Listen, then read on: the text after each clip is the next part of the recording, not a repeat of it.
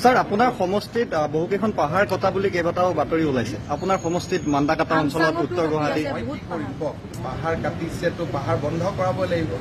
আপোনালোকে টিভিৰ ফুটেজ দিয়ক, গৈ বন্ধ কৰাব লাগিব। কুম্ভনগৰ মান্দাকাটা এই পাহাৰসমূহ এইবিলাকতো ৰেভিনিউ পাহাৰ, তাৰ পৰাতো চব USTM আৰু মান্দাকাটা আপুনি কিয় মিলাইছে? মান্দাকাটাৰ পৰাতো গুৱাহাটীত পানী নাই না। USTMটোক বচাবৰ কাৰণে কিয় ইমান লাগি গৈছে? কাৰণটো কি? আপোনালোকক এডভাৰটাইজ দিয়ে নেকি USTM?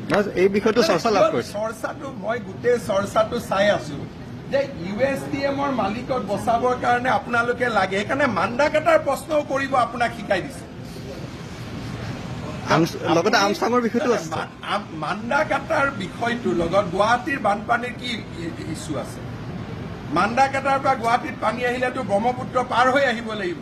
কিন্তু আপোনালোকৰ ব্ৰেইনটো ইমান পয়জন কৰি দিছে, এনেকে জাতি থাকিব নেকি? গোটেই বিষয়টো সেউজীকৰণৰ ক্ষেত্ৰত মই সেউজীকৰণৰ বিষয় উঠোৱা নাই ন, গুৱাহাটীত পানী অহা। তাৰমানে আপোনালোকৰ মাইণ্ড বিলাক কিমান পয়জন কৰি দিছে। আপোনাৰ নামটো কি? শ্বাহ আলম। আপোনালোক শ্বাহ আলম বা USTMৰ মহিবুল হক, আপোনালোকে চব বস্তু যেনেকে মিলাই দিছে আমি থাকিম। প্ৰতিদিনেও কৰিছে, কেইবাটাও নিউজ চেনেলো কৰিছে। মই শ্বাহ আলমক প্ৰশ্ন সুধিম যে কেতিয়াবালৈকে আমিবোৰ থাকিম নে নাই অসমত? আমাক থাকিব দিব নে নাই? কেতিয়াবা এই কথাখিনি কব।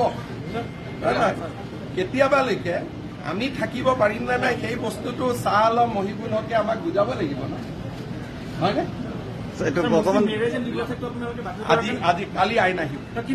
নহয় নাই, আমি একো নাই, খালি মই হাঁহিয়াই কৈছো যে আমি এখন অসমত থাকিব পাৰিম নাই সেইটো আমাক বুজাই দিব। বিষয় যিহেতু চৰ্চা সেইকাৰণে সুধিলো। চৰ্চিত বিষয় কাৰণে কৈছো, আটাইতকৈ চৰ্চিত বিষয় হ'ল ডেমগ্ৰাফিক চেঞ্জ।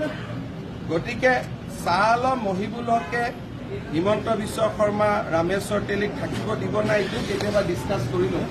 আমচুৱে প্ৰতিবাদ কৰিব বুলি কৈছে দিল্লীত, আপোনাৰ বিৰুদ্ধে প্ৰতিবাদ কৰিব। আমচুৱে যিমানে প্ৰতিবাদ কৰে এইটো মোৰ কাৰণে চাৰ্টিফিকেট। তাৰমানে কৈ যাব যে অসমৰ মুখ্যমন্ত্ৰী এজন আছিল যে সি আমচুৰ লগত কাজিয়া লাগিছিল, আমচুৰ লগত যুঁজিছিল, চাৰেণ্ডাৰ কৰা নাছিল। মোৰ নামটো ইতিহাসত মই তেনেকেই লিখি যাব বিচাৰো যে থাকাৰ দিনাখনলৈকে বীৰৰ দৰে যুঁজি থাকিম। তেনেকে মোৰ নামটো লিখি যাওক আৰু তেনেকে মোৰ নামটো লিখি দিম। উত্তেজিত কৰি আছে ধৰক ৰাইজক তেনেকে দিল্লীত কোনো নাই, উত্তেজিত কৰিলেও ইয়াত মই আছো, একো কৰিব নোৱাৰো। মোৰ কাম আছে মুছলিম পাৰ্চনেল ল কালি পাছ কৰোৱা, পাছ কৰাই দিম। উত্তেজিত কৰি থাকিব। উত্তেজিত কৰিলেও কাজিৰ দোকান বন্ধ। যিমানে উত্তেজিত নহওক কিয় এটা কামত লাগিছো যেতিয়া তাক চেছ কৰিম।